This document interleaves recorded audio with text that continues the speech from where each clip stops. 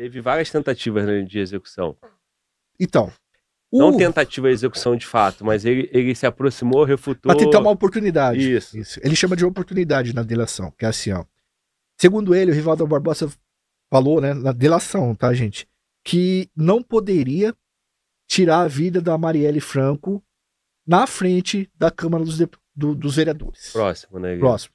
Porque configuraria muito um crime político, daria uma BO e tal, muita gente vendo, muita câmera. Interesse de investigação, né? Entendeu? Aí, o que acontece? Não poderia fazer isso e ele estava esperando uma oportunidade e lá era o local que ela frequentava cotidianamente, né? Mas no dia, e é muito louco isso daí também, porque na delação tem que no dia o Rony Lessa tava com uma outra encomenda. Outra encomenda, é até embaçado falar isso aí, né? Foda. Mas no mundo deles é isso. Né? Ele Você falou tá reproduzindo o que eles estão falando, mas ele ia fazer uma outra vítima, que é a Regina Selle, do Salgueiro, e ele fala que quem teria mandado foi um bicheiro que teria mandado tirar a vida da Regina. E aí ele teria esse outro trabalho aí no dia também, como o Lessa falou. E o Lessa fala que a melhor forma era conseguir essa carta branca, ele vai desenrolando suas ideias e tal, e aí ele vai falando como que ele se encontrou com os Brasão, tem o lance... Por isso que eu falo pra você, Glauber, é muito difícil essas provas, porque, quer um exemplo? O Lessa fala que ele se reuniu com os Brasão pra fechar, porque os caras não pagou ele, segundo ele, pra fechar com os caras. Pessoalmente.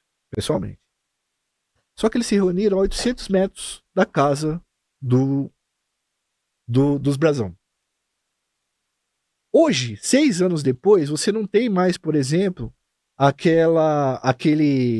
o uso de sinal das operadoras de celular que pegam a região que você está. Vamos supor, as operadoras de celular têm um sistema quadrangular lá de verificação dos locais onde você pode estar, que, por exemplo, eles sabem que eu, o Mano Walter e o Glauber estamos na região de tal lugar, 3, 4 quilômetros, um raio de 3, 4 quilômetros. Mas ela não consegue provar que eu tô aqui, você tá aqui e a gente tá na mesma sala. Uhum. E depois de 5 anos eles apagam isso. Como que eu vou provar no júri, como promotor ou procurador, que o Rony Lessa se encontrou com o Chiquinho, com o Domingos Brazão? Se foi 800 metros da casa, o Chiquinho pode simplesmente dizer que ele estava na casa dele. E você não tem como provar, entende? Sim.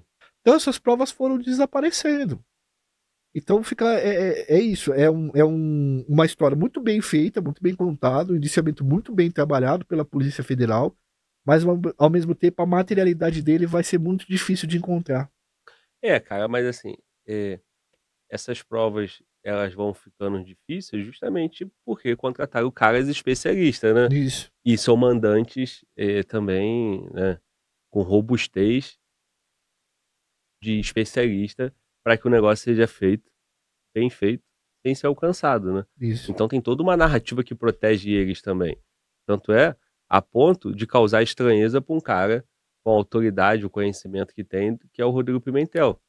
Então, o esquema é tão bem pensado, eu tô partindo, eu não tô tendo os mesmos cuidados que você, de fazer toda hora, de fazer a ressalva que, não, é o indiciamento, é da Polícia Federal, porque isso aí tá amplamente divulgado na internet, com jornais e com base no documento da PF. Então, com a verdade que se tem até aqui, isso vai ter todo um processo criminal ainda, mas com a verdade que se tem até aqui, o negócio foi tão pensado, tão bem feito, a ponto de um cara igual você que é estudioso do Rodrigo Pimentel falar assim, caramba, mas isso aqui não tá batendo, porque isso aqui o cara podia estar em casa, porque o cara podia, né, ele pode não ter se encontrado com o Brasão, como o Rony Lessa tá falando, ele podia estar em casa, ou então o Rony Lessa agora, depois de 6 anos, tá fazendo essa delação, porque ele tá sozinho, tá isolado, ele não quer ir sozinho, tá trazendo alguém com ele, tá ganhando vantagem, delatando. Então, é muito bem feito, cara. Inclusive, a não federalização do crime ocorreu porque a família confiava no Rivaldo Barbosa, cara. Ele foi na casa, tem fotos dele com a dona Marinette e com o seu Francisco, que são os pais da Marielle ali, falando que era uma questão de honra pra ele, tal, fazer essa investigação, tudo. E eu acho que também aquele elemento político, né, porque naquele momento era o governo do Bolsonaro, né, talvez, e era o interesse do PSOL, né. Ah, sim, Então, também tem isso. federalizar naquele momento, por que que é federalizar? A mídia botava muita suspeição, muito o suspeito, né, a família Bolsonaro, o envolvimento com milícia. Aí, para o público, é isso que eu tô é mais uma coisa que, pô, se confirmando que a PF tá colocando, mostra que um plano perfeito, né. Pô, Isso. a PF tentou agir para trazer para a direção certa. Pô, mas é governo Bolsonaro, o Bolsonaro pode ser o mandante, a família Bolsonaro pode ser o mandante, o Rony Lessa morava no condomínio do Bolsonaro. Não, então não vamos deixar com a civil. E aí quando se descobre 6 anos depois, É muito louco que é isso, né, cara? civil, que os delegados da civil estavam envolvidos, pelo amor de Deus, Nossa, mano. cara, é muito louco. Parece coisa de filme mesmo, Não né? é, cara? É um É, enredo de um filme de sinistro. Hollywood, pô. Sinistro. Aí faz um flashback, você começa a ver as coisas e fala, nossa, faz todo sentido. Eu senti isso quando eu li o relatório da Polícia Federal, tá? Depois de tudo que eu estudei, eu falei, nossa, coisas que não faziam sentido agora estão fazendo nesse ponto. Mas é isso, né? Aí tem que ter as provas desse lance. Cara, e assim, Glauber, muita coisa rolou, e eu digo que esse crime é igual o crime do Celso Daniel, cara. Por mais que condenem as pessoas e prendam, ele nunca vai ser um crime que vai ser desvendado de verdade, porque demorou demais. Demorou demais. E virou uma questão política partidária muitas vezes. E que, cara, é isso, sabe? Você abre a internet, tem cara lá que não acredita nas pessoas que foram indiciadas, tem cara que acredita, o cara espera que o político de estimação dele vai falar para se posicionar em relação a isso. Tem pessoas que você coloca as coisas e fala, não, mas foi o Bolsonaro, esses caras é laranja. Aí tem outra coisa que fala, não, foi o próprio. Pô, eu vi gente colocando lá no Twitter que os próprios caras de esquerda queriam que a Marielle perdesse a vida, tá ligado? Porque capitalizaram em cima dela. Então, assim, cara, é o tipo o Celso Daniel mesmo. É um crime que, por mais que ele seja revelado e as pessoas condenadas, os caras vão continuar falando sobre ele, sacou? E eu reagi a teu vídeo lá do Celso Uhum. Daniel, né, cara, e realmente é difícil de você ter aquele amplo convencimento. Sempre tem uma brecha que pode levar para um outro caso, Do né, Celso Daniel, cara, o mais principalmente louco. pelo tempo, né. É, o mais louco do Celso Daniel é assim. Por que o Celso Daniel abriu a porta do carro blindado, cara? Isso. O cara que tava com ele era segurança, o cara manjava muito da coisa do Sombra. Por que esse cara abriu a porta pros sequestradores levarem ele embora, mano? E por que levam ele e deixam o Sombra livre, né. Entendeu? Sabe, tipo assim, ó, o Sombra andava com roupas que ele parecia gente que tinha dinheiro, igualzinho o Celso Daniel. Então você vai lá, pô, o que eu vou levar? Vou levar o Coroa ou vou levar o outro cara? Os dois parecem que tem dinheiro. Então você deixa um cara embora, o cara vê todo mundo ali, e aí você leva só o cara que abriu a porta de um carro blindado. Aquela questão pra mim até hoje não foi muito bem elucidada. Mas quando a gente fala que é um crime comum e envolve todas essas questões, era a época da eleição do Lula. Santo André era uma cidade bastante famosa na época pela mobilidade urbana. Os caras tinham briga com os Gabrilli, que é um clã muito poderoso lá também, principalmente nessa área de transporte. Os irmãos do Celso Daniel não ficaram contentes com a investigação. Cara, aí, pô, Palocci com um colete à prova de bala. É muito difícil de acreditar que um crime desse é um crime comum, né? Mas os crimes comuns acontecem mesmo, cara. Foi igual eu falei no final do vídeo.